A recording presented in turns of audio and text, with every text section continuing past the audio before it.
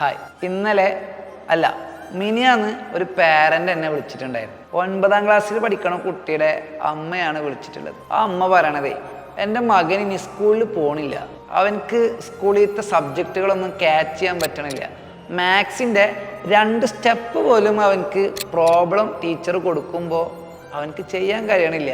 ഞാൻ ഇനി എന്തിനാണ് സ്കൂളിൽ പോണത്, ഒരു പാരഗ്രാഫ് പോലും വായിക്കാൻ കഴിയണില്ല, 4 അക്ഷരങ്ങളൊന്നും കൂട്ടി വായിക്കാൻ കഴിയണില്ല, എന്ത് ചെയ്യും?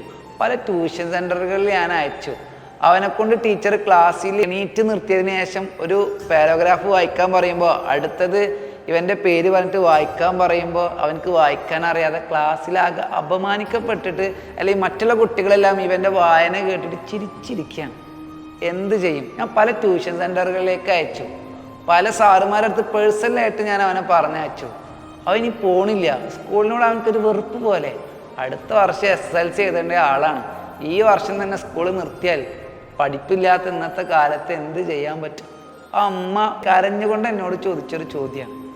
ആ അമ്മക്ക് ഞാനപ്പോൾ സജസ്റ്റ് ചെയ്ത് കൊടുത്തു, നിങ്ങൾ എന്തായാലും പലയിടങ്ങളിലും നിങ്ങൾ പറഞ്ഞയച്ചില്ലേ, ഒരുപാട് ഫീസ് നിങ്ങൾ സ്പെൻഡ് ചെയ്തില്ലേ, നിങ്ങൾ 10 ദിവസം ടാലൻറ്റിൻ്റെ ബേസ് സെറ്റ് ചെയ്ത് കൊടുക്കണ ക്ലാസ് ഉണ്ട്, അതൊന്ന് നിങ്ങളുടെ മകനെ കൊണ്ട് അറ്റൻഡ് ചെയ്യിപ്പിക്കൂ.